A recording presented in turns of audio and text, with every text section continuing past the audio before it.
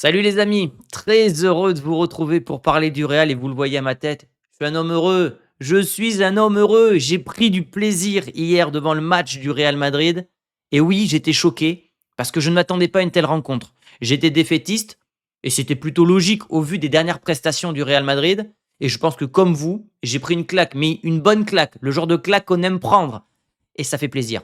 Franchement, j'espère qu'on est au début de quelque chose. Je suis peut-être un mec naïf, mais j'ai l'espoir que ce soit un tournant psychologique pour les joueurs, pour l'entraîneur et que ça va créer une unité. Alors, on verra, il y a quand même des motifs parfois d'inquiétude, le nombre d'occasions qu'on a concédées, etc. Mais voilà, aujourd'hui, j'ai pas envie de cibler les choses qui vont pas. On a gagné 3-0 à Saint-Mamès, on doit s'en féliciter, on doit profiter et il faut être heureux. Voilà, il faut prendre le petit plaisir quand il est là. Les amis, comme d'habitude, vous étiez très nombreux sur Instagram à me poser vos questions après la rencontre. Voilà, donc merci à tous les amis, comme d'habitude. Allez vous abonner à mon Insta et on commence avec la presse espagnole. Mbappé est infini, super Mbappé, titre Marca. Justement, on va aller voir Marca. On va aller voir les notes qu'a attribué Marca aux joueurs du Real Madrid. Je rappelle, les notes, ça va de 0 étoile à 3 étoiles. Je crois que le maximum, c'est 4 si tu fais un match stratosphérique unique. Mais en tout cas, Courtois a eu 3 étoiles. Voilà, ça fait partie des choses aussi à retenir. C'est que Courtois nous a aussi sauvé la rencontre. Militao a été très bon, comme à son habitude. Bellingham a eu 3 étoiles et Mbappé a eu 3 étoiles. Euh, ouais, Trent a été très bon aussi. Qui c'est qui n'a pas été noté? Bon, les rentrants n'ont pas été notés. Valverde, moi je vous l'ai dit, Valverde hier ne m'a pas emballé. Voilà. Je trouve que Vinicius, bon, une étoile, je peux comprendre parce qu'il a quand même loupé pas mal de face à face, mais ça peut rester sévère parce que Vinicius apporte dans d'autres domaines. L'importance de Bellingham pour jouer bien. Est-ce que vous voyez? Hop là, attendez.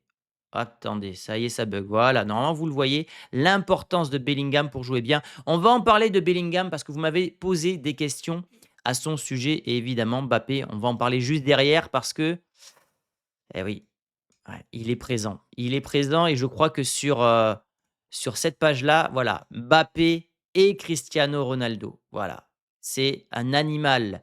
Ouais, c'est un animal avec le potentiel. Ça, j'ai pas compris du brésilien. Je comprends pas. Oui, il a ouais, le côté animal du portugais avec le potentiel du Ronaldo le brésilien. Voilà. C'est pour ça qu'ils disent Mbappé et Cristiano et Ronaldo. C'est un mélange de Ronaldo le brésilien et de Cristiano. Oui, bon, attention quand même aux superlatifs, mais oui, hier son but est exceptionnel et on va de nouveau l'analyser. Puis évidemment, ça parle de la blessure. C'est peut-être la mauvaise nouvelle de la soirée, la blessure évidemment d'Alexander Arnold. On commence avec vos questions. Enfin, tu vas prendre du plaisir à répondre aux questions. Perso, j'en avais marre de déprimer. C'est exactement ça, Shadi. Je vous ai dit la dernière fois, il y a des jours où on n'a pas envie de bosser. Je parle pour moi en tout cas. Et parce que tu te répètes, tu es dans un mood négatif. Et moi, je suis pas un mec dans la vie qui est négatif. Voilà, je suis un blagueur, je fais beaucoup d'humour, etc. Donc, j'aime pas être négatif, mais je me dois d'être objectif envers le Real Madrid. Donc, quand c'est bien, je le dis. Et aujourd'hui, c'est très bien. Je vais féliciter les joueurs. Donc, oui, Shadi, exactement. On va prendre du plaisir. Donc, profitez de cette vidéo, les amis. Je ne sais pas s'il y en aura beaucoup d'autres dans l'année. En tout cas, je nous le souhaite. Peut-être le début de quelque chose. Ouais. Je trouve que hier, contrairement à l'Olympiakos, où on s'était imposé 4-3, mais dans la douleur, en encaissant 3 buts au Pirée, là, hier, on ne prend pas de but. Et surtout, en fait, ce qui change clairement par rapport à ce qu'on a vu depuis le début de la saison, l'attitude. Voilà, moi, c'est l'attitude. C'est pour ça que on va en parler après de Mbappé, Bellingham. Moi, je veux une équipe. On veut voir une équipe, on veut voir des mecs se battre pour l'écusson. Bon, ça, c'est pas l'écusson du Real, mais vous avez compris l'idée. Et hier, on a vu des mecs qui avaient la bonne attitude. Quand un mec n'était pas bien placé, on le couvrait. On a vu des mecs qui pressaient. Voilà. Ouais, la bonne attitude. Et des mecs, évidemment, qui étaient disciplinés. Des joueurs disciplinés tactiquement. Voilà. Et tactiquement, hier, on a été au point. Techniquement, on a été au point. Je vous ai montré les stats hier soir. 8 frappes cadrées sur 13 au total. C'est un très très bon ratio et ça dénote avec évidemment le match de Girona où c'était 25 frappes, seulement 4 cadrées. Salut, ta vidéo était pleine d'enthousiasme, mais à froid, quelles sont tes attentes réelles? Très intéressante comme question. Évidemment qu'hier, et c'est pour ça aussi que le format à chaud est très complémentaire avec le format à froid, parce que à chaud, je suis dans l'émotion. À froid, je suis plus dans l'analyse. j'ai plus de recul, j'ai lu la presse, et cetera. Mes attentes, bah, déjà qu'on continue, dans cette voie-là, qu'on ait une régularité dans les efforts, une régularité dans la discipline, une régularité dans les résultats. Donc voilà, à froid aujourd'hui, je veux que ça continue comme ça et même si parfois on perd des matchs ou on fait match nul, mais que je vois des mecs qui se sont défoncés, ont écouté l'entraîneur, ont respecté les consignes, ont fait le pressing, je serai toujours, mais toujours moins dur avec les joueurs que si je vois des tirs au flanc qui marchent, qui ne font pas les efforts. Tu ne cours pas, je ne cours pas. L'individualisme au Real Madrid, j'en ai ma claque. Donc moi, si je vois un collectif qui fait les efforts, tu as le droit de perdre des matchs. Même le plus grand Barça, le plus grand Real de l'histoire ont perdu des matchs, mais on veut voir des mecs soudés, unis, qui respectent l'écusson du Real Madrid. Donc mes attentes, pour résumer, Mig, de la régularité, de la continuité, de la discipline et une union sacrée dans le vestiaire. Salut, est-ce que tu as été surpris de l'état d'esprit de l'équipe? Eh oui, et c'est pour ça qu'en fait hier, je vous dis que j'ai été choqué et que j'ai mis ma tête comme ça. Parce qu'en fait, je m'attendais pas du tout à ça. Au vu des trois, quatre derniers matchs du Real Madrid, je m'attendais encore à une équipe qui allait se faire dominer, une équipe qui n'allait pas faire les efforts, une équipe où chaque joueur allait jouer sa partition et allait jouer pour sa gueule. Et en fait, au bout de 6 minutes de jeu, quand je vois que le Real est super bien rentré dans la rencontre, que Mbappé a une grosse occasion, que Vinicius derrière fusille le gardien, je me dis, bon, déjà, l'entame de match, ça change de d'habitude, où on est en mode diesel, on met toujours 25 minutes à sortir, à rentrer pardon, dans la rencontre. Ouais, ben j'ai été très surpris de l'état d'esprit de l'équipe et c'est pour ça, évidemment, que je suis satisfait. Au-delà même du résultat. Moi, c'est plus l'attitude des joueurs qui me rend heureux ce matin. Évidemment, le résultat, parce que ça reste un 3-0, tu prends pas de but, etc. Mais c'est l'état d'esprit. L'état d'esprit. Si on garde cet état d'esprit avec les joueurs qu'on a, parce qu'on parle de joueurs brillants, Mbappé, Vinicius, Bellingham, ils sont très jeunes, ils font partie des meilleurs joueurs de leur génération, mais ils n'arrivent pas ou ils n'arrivaient pas à jouer ensemble auparavant. Ce qu'on leur demande, c'est d'arriver à jouer ensemble. Donc oui, l'état d'esprit, évidemment, Reigns, c'est primordial et j'ai été évidemment surpris par ça. Aujourd'hui, les joueurs ont mouillé le maillot pour éviter la bronca du Bernabéu. Alors, je pense pas, Thiam Baba, que ça soit pour ça qu'ils aient mouillé le maillot. Mais par contre, effectivement, ils vont arriver ce week-end, donc dimanche 21h contre le Celta. Et le public ne sera pas contre les joueurs parce qu'ils vont rester sur une note ultra positive. On aurait fait un match fiasco, encore une fois, contre Bilbao avec une défaite, etc. Je pense que pour le coup, ouais, on aurait pu avoir une bronca du Bernabéu, des joueurs ciblés tels Valverde, Bellingham, Vinicius, Mbappé, etc. Là, évidemment, je pense que le Bernabéu, je commence à connaître à peu près la mentalité de ce public-là, va faire l'union sacrée avec les joueurs, avec l'entraîneur, en se disant, bon, on a connu des galères, on est au début d'une histoire, normalement, avec Xabi Alonso, on est tous ensemble. On est tous ensemble. Donc, je pense que, oui, ils ont évité la bronca pour samedi. Maintenant, voilà, si pendant le match, il y a pas d'effort, que les mecs en branlent pas une, t'inquiète pas que le Bernabéu, ils vont savoir le faire, ils vont le faire savoir pardon, aux joueurs. Donc j'attends de la confirmation contre le Celta et contre City. Si on arrive à s'imposer contre le Celta et contre City, là je croirais, je me dirais bon OK, c'est possible qu'on fasse une bonne saison. Je ne sais pas si on gagnera beaucoup de trophées, mais en termes de jeu, je pense qu'on pourra progresser de ce côté-là. Je pense qu'on doit attendre une confirmation contre Celta et City pour juger cette équipe. Exactement, Hugues, c'est ce que je viens de dire. Euh, Si tu t'imposes ce week-end avec la manière contre le Celta et que dans un match compliqué qui va opposer évidemment les deux étoiles, Mbappé et Haaland, tu t'imposes ou tu fais match nul mais tu as super bien joué, là on pourra dire ok, il y a eu un espèce de tournant parce que le tournant c'est dans les deux sens, hein. Tu peux avoir un tournant négatif, il s'est passé quelque chose de pas bon et les joueurs plongent dans une dynamique nulle, négative, mais à l'inverse, tu peux avoir un tournant positif. Nous, ce qu'on attend évidemment, c'est un tournant positif. Je suis très hypé hein, pour ce match-là parce que j'ai la sensation que pour la première fois, on va avoir l'un des deux qui sera Ballon d'Or cette année. Même si Haaland, dans mon livre, il est Ballon d'Or en 2023. Il se fait voler par Messi après son triplé et son année monstrueuse avec Manchester City. Il ramène la première Ligue des Champions de l'histoire de City. Il bat tous les records en Première Ligue, meilleur buteur, etc. Et il n'a pas le Ballon d'Or. Donc dans mon livre perso, puisque je suis fan de Haaland, il a le Ballon d'Or. Mais j'ai la sensation cette année qu'on va avoir un vrai duel. Vous allez le voir parce que j'ai des statistiques à vous montrer tout à l'heure. Justement, Thibaut Courtois qui a dit Mbappé est le meilleur buteur de la planète. Seul Haaland s'en approche. Voilà. Donc on sent que ça y est, la rivalité, elle est vraiment lancée. et on verra ça mercredi. Donc la semaine prochaine, moi je suis sur Paris. Il y a la Paris Creators Week, donc c'est un salon pour les créateurs. Je serai à Paris la semaine prochaine. Donc je vais vous préparer les vidéos en avance, tout ce qui est avant-match, etc. Le débrief, peut-être qu'il aura un tout petit peu de retard parce que je ne serai pas dans cet environnement, je ne serai pas dans mon bureau, etc. Mais en tout cas, il y aura le débrief la semaine prochaine. Le seul truc qu'il n'y aura pas, ce seront les lives avec Guillaume, puisque je serai sur Paris et je ne serai pas en condition pour tourner en live. Est-ce qu'on n'a pas l'équipe type, nous dit Lelouch? J'espère. J'espère et Xabi ne change rien.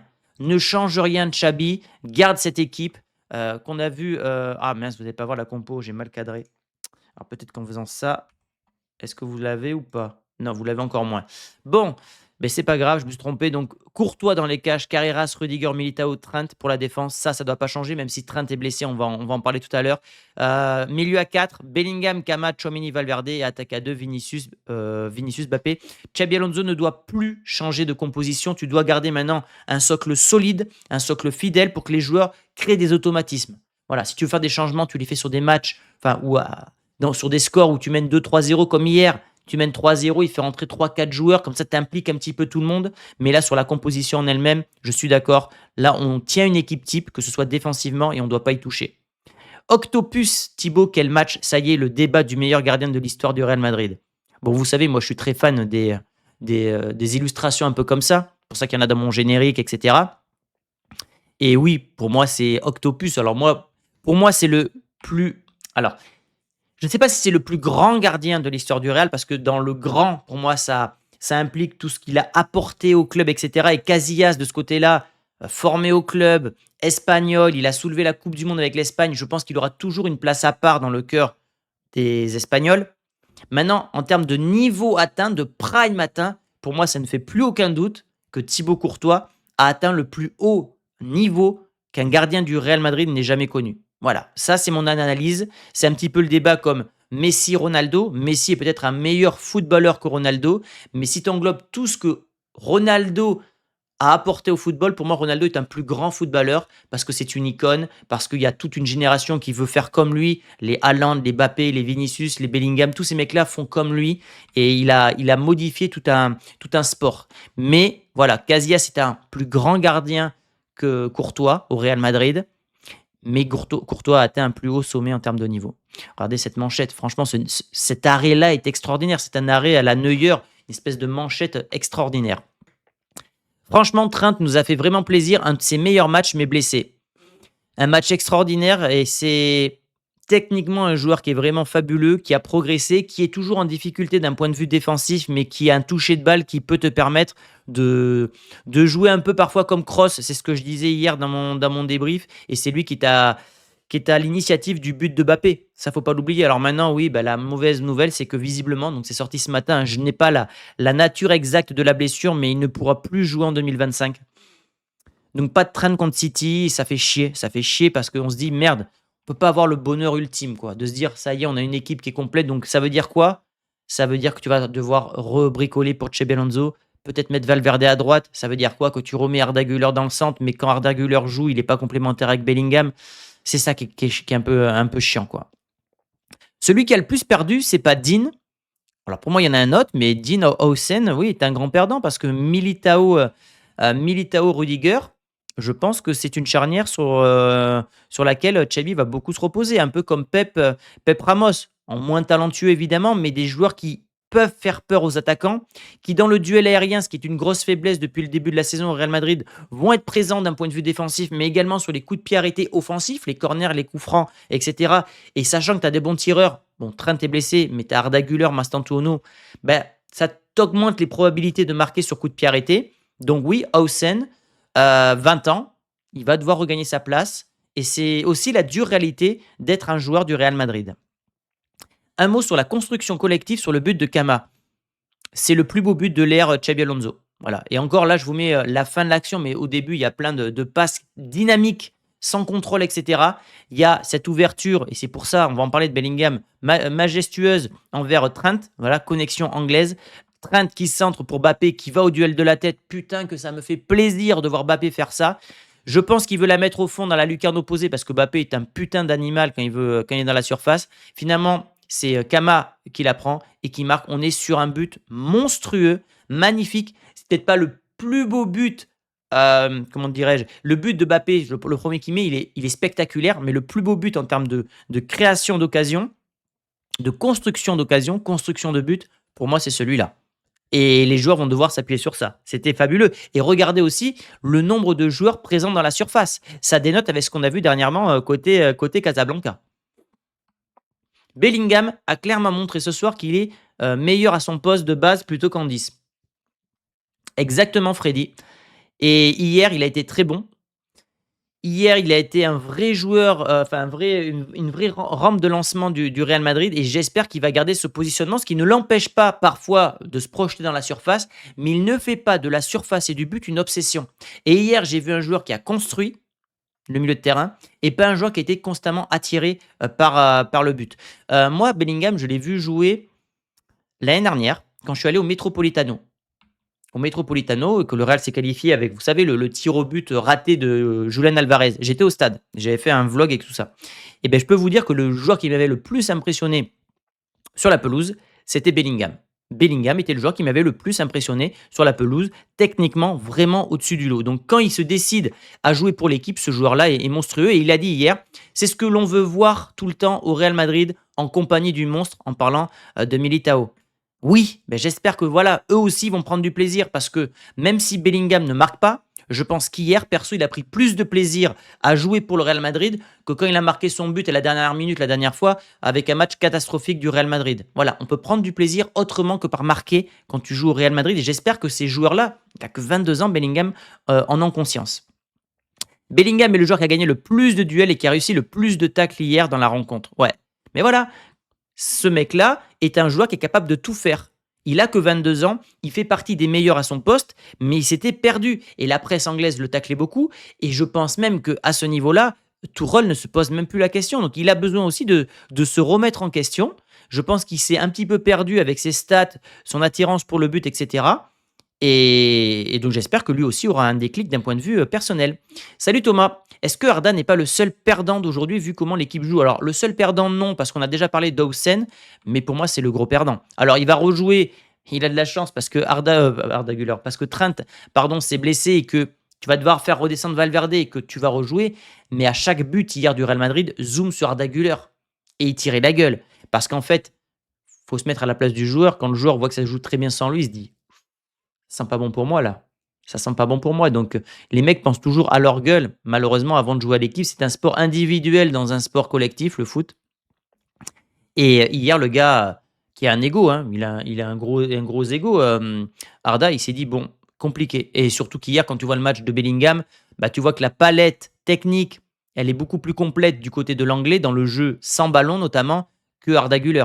Donc, moi, je suis coach, je suis Xabi Alonso, je préfère mettre Bellingham qu'Arda Güler, même si Arda Güler, franchement, depuis qu'il est au Real Madrid sous Xabi Alonso, c'est quand même un joueur qui a beaucoup apporté, notamment dans sa relation avec Kylian Mbappé. Le GOAT, Rodrigo, qui vient de battre ce fameux record de 31 matchs sans avoir marqué, Yazid, exactement. C'est devenu le pire run pour un attaquant du Real Madrid dans l'histoire du club. 31 matchs pour un attaquant. Il vient de battre le monstre, comment il s'appelait, Mariano. Voilà. Et alors ça, ce qui est chiant pour lui, bon, c'est catastrophique, mais pour nous, c'est que sa valeur marchande doit s'écrouler. Là où tu pouvais vendre avec un peu de prétention un Rodrigo 90 millions d'euros, bah là, son prix peut chuter à 60. Tu vends un joueur qui n'a pas marqué depuis un an, je te dis une bêtise, compliqué de justifier que tu dois l'acheter 100 millions d'euros. Donc ouais, pour le Real Madrid, je pense que c'est une vente. On arrive à la fin de l'histoire Rodrigo. Alors j'espère me tromper, hein, parce que je vous le dis et je le répète tout le temps, je ne suis pas là pour avoir raison, je m'en fous d'avoir raison, mais j'espère me tromper, mais je ne pense pas que ce mec-là reviendra au niveau qu'on a connu ces dernières années. Est-ce qu'il a de gros problèmes personnels, ce mec-là? Je ne sais pas. Il a dit qu'il avait fait une dépression en juin dernier, donc je me pose la question. Et on arrive du coup bah, au titre un petit peu de la vidéo, hein. Thomas, ce Mbappé est stratosphérique. Ce but-là, c'est un but à la Cristiano. Quand j'ai vu ce but-là, ça m'a rappelé Cristiano au début de son arrivée au Real Madrid. Et c'est pour ça que, hop, attendez, je vais vous le partager. Voilà, Marca, ils ont raison de parler de ça, mais oui, c'est Cristiano et Ronaldo. plus Cristiano, je trouve, que Ronaldo hier, mais le but qu'il met, c'était, fantastique. Franchement, si Mbappé, quand il est comme ça, il reste injouable. Il y a beaucoup de joueurs qui sont très bons, mais là, il est sur les traces de Ronaldo, hein. Il reste 4 matchs à jouer. Faut qu'il mette 8 buts, donc 2 buts par match.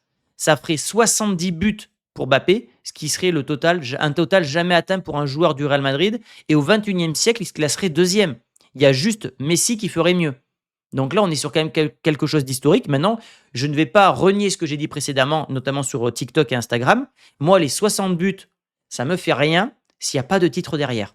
Et sur l'année 2025, il n'y a pas de titre. Donc je ne dis pas que ces buts, ça vaut rien, dans le sens que c'est inutile. Mais moi, ce que je veux derrière, c'est des titres.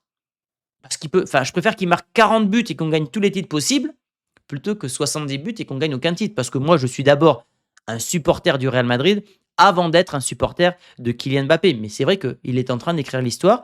Il lui reste 4 matchs pour marquer 8 buts et donc effacer Cristiano des tablettes. Il y a un monde où Cristiano Ronaldo, à la fin de la carrière de Mbappé et d'Haaland, n'a plus aucun record, hein, ou plus beaucoup. Mbappé à ce niveau, venez pas me parler d'un autre attaquant. C'est des profils différents, Shadi. Regarde, en termes de stats, il se tire la bourre. C'est des joueurs qui vont peut-être battre le record de Messi sur une saison, qui est de 82 buts, je crois. Il y a la Coupe du Monde. Ce record peut sauter. Moi, je trouve qu'en termes d'attaquant pur, Haaland est le profil ultime. Je pense que c'est un Gerd Müller 2.0. Voilà. Le mec a été hors jeu pour la première fois depuis 2 ans. Le mec, c'est ouf. Mbappé est plus un joueur spectaculaire. Et Kane est un joueur qui fait plus briller le collectif. Donc on a trois profils différents. Chacun a ses avantages et ses qualités. Haaland ne peut pas faire une action comme Mbappé l'a fait hier. Kane non plus. Il n'y a que Mbappé qui peut faire ce genre d'action individuelle spectaculaire à la Ronaldo. Mais les autres ont d'autres palettes qui vont faire briller le collectif. Haaland va plus équilibrer les ailiers et va être un point d'appui pour ses joueurs. Et dans la surface, il reste injouable. C'est pour moi le mec qui a la meilleure finition au monde. Donc c'est 3 profils différents qui se tirent la bourre et ça va être très excitant à suivre. Donc à ce niveau-là, venez pas me parler d'un autre attaquant. Oui et non, parce que je viens de te démontrer qu'il y a quand même d'autres profils qui peuvent être intéressants. Maintenant, je trouve que la rivalité, elle est vraiment en train de se créer d'un point de vue statistique. On a Mbappé qui mène en termes de buts, puisqu'il a 2 ans de plus qu'Haaland. 407 buts et 334 pour le Norvégien. En termes de ratio, le Norvégien est devant. En termes d'assists, cependant, on voit que Mbappé est largement devant le Norvégien. Donc ouais, ça va être très intéressant à suivre. Peut-être que Haaland, in fine, aura plus de buts en carrière que Mbappé, mais en termes de goal assist, ça sera sûrement le Français. Mais je pense que ces mecs-là, et notamment Haaland, peut aller battre les records de Messi et Ronaldo en carrière. La Mbappé dépendance, ça t'inquiète pas trop? Justement, regardez, il y a un article de l'équipe sur ça. À Bilbao, le Real a renvoyé l'impression d'une dépendance à Mbappé poussée à l'extrême. Oui, mais ça a toujours existé des joueurs comme ça. On a eu Cristiano Ronaldo, le Barça a eu Messi. Le seul truc que j'aime pas dans leur article, c'est Vinicius toujours au point mort. Et en fait, le problème, c'est qu'on juge Vinicius aujourd'hui sur ses statistiques. Vinicius n'a jamais été un buteur létal comme l'a été Mbappé. D'ailleurs, il y a une stat qui est sortie hier. Mbappé, depuis son arrivée au Real Madrid, a marqué plus de buts pour le Real que Rodrigo, depuis qu'il est au Real Madrid, depuis 2019. Donc en 1 an et demi, Mbappé a plus marqué pour le Real que Rodrigo en 6 ans.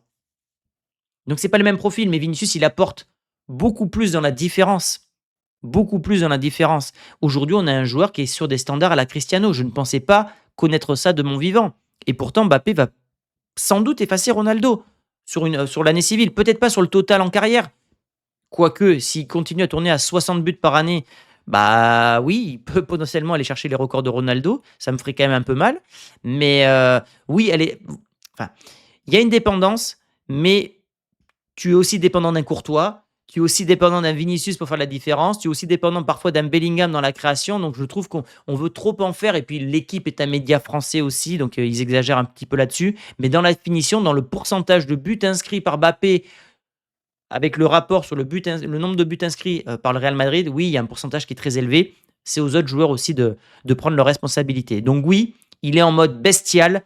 La bête Mbappé est en train de rentrer dans une autre dimension. Maintenant, ce qu'on veut, Moi, je veux qu'il brille, mais je veux surtout qu'il me rapporte des titres. Et si demain Mbappé brille avec le Real, mais me rapporte des titres derrière, je n'aurai aucun problème à dire que ce joueur est extraordinaire. Maintenant, s'il marque et que tu n'as jamais de trophée à la fin et qu'on fait 2 années blanches, voilà, mon discours ne sera pas le même. Donc merci beaucoup les amis pour votre fidélité. Je vous mets une dernière fois le trailer de mon projet qui sort demain et je vous fais de gros bisous.